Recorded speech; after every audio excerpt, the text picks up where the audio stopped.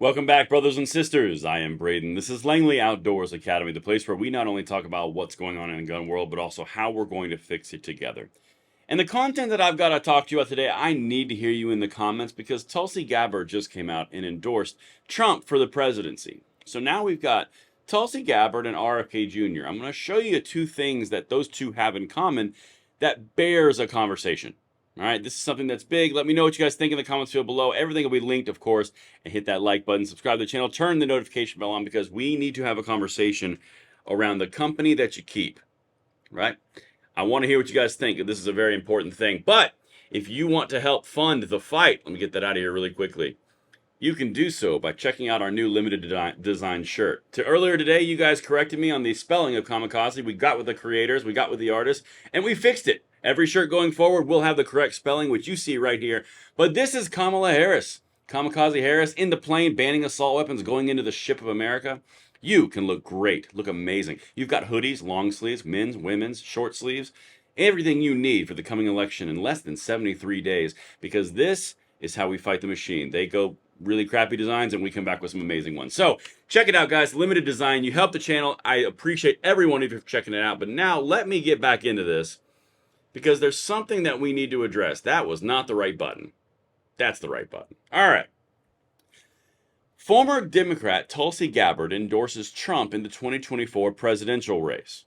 Okay, so let me say something on the forefront here, right here in the moment on the edge of this conversation. I'm not saying anything bad about Trump, what I'm about to say. And I'm not saying that I hope he loses. I'm not saying that I hope anything bad happens to Trump. What I'm going to say here is a piece of the conversation that I think we need to have. And you guys can let me know what you think in the comments field. And if I landed this plane, and if you think it's a necessary conversation to have. So there's an old adage, right? And that old adage is, show me your friends and I'll show you your future, right? In the two individuals that we've seen come out and endorse Trump in the last 2-3 days, you've got RFK Jr., who has said he saw gun control or common sense gun control in the past, has not said anything now. Then you've got Tulsi Gabbard, who also has been on record voting for gun control in the past. She has made a complete turn for her rhetoric. I have not seen her be able to prove that in actions. Maybe this is part of proving that. Full transparency, that's where it lays.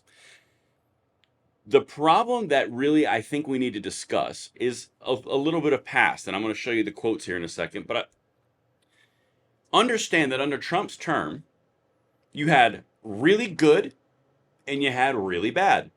It was a hodgepodge when it came to the 2A rights. That's just objectively, we've talked about it before.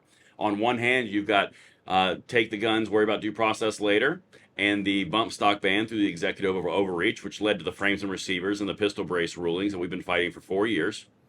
That is 100% verifiable fact.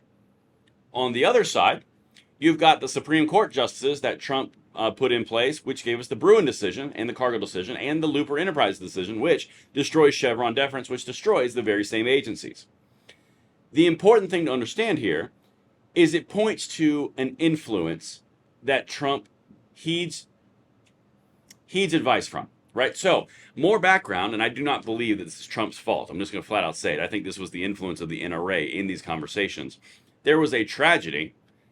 The left came out and said, you got to do something, common sense gun control. Trump came and talked to the NRA, and NRA said, yeah, get rid of bump stocks. Then he did it through executive fiat. That's exactly what happened. We saw it happen. And that kind of leads to this main point, the point we need to have the conversation, and I'll show you her tweets. If you have someone who is pliable and it takes advice of those around him, like the NRA in that example that I just gave you, the people that are coming out are potentially going to be in cabinets with Trump. Tulsi Gabbard, history of gun control, but completely reversed those positions. In fact, gone even further to the conservative 2A side than she did on the gun control side. But then also RFK Jr. They're both previous Democrats. They're both kind of independents. They both flirted with the idea of going into the middle. But they've also been easily seduced by gun control. At times of high emotion, they are easily seduced by gun control. So how staunch are they on the 2A? I guess we'll find out. But the reason that I want to bring this up is it gives me pause not to say that Trump is doing a bad thing, because it's a politically advantageous thing to do what he is doing. It 100% is. However, in times of stress, those that are around him, like NRA in the NRA bump stock example, are they going to lead him down the bad path? are we sacrificing the outcome of the Second Amendment in some way, shape, or form that's unseen for the victory of the presidency? Because Kamala Harris is, oh my God, horrible, right? I want to make very, very crystal clear. This is an important distinction point that I think is worthy of a conversation. Again, going back to that friends you keep kind of thing, right?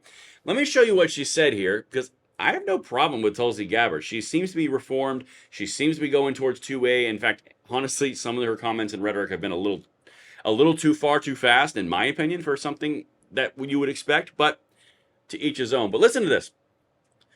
Democrat turned independent Tulsi Gabbard, the former congresswoman from Hawaii, has endorsed former President Donald Trump in the 2024 presidential race against Vice President Kamala Harris. Now, like I said in that little intro portion, of course it's advantageous. You have an independent female Democrat who used to be on the Democrats, who rails against the Democrats, is now supporting Trump. Of course that's advantageous electorally. 100%. Again, company you keep. And keep going. Quote, "We as Americans must stand together to reject the anti-freedom culture of political retaliation and abuse of power.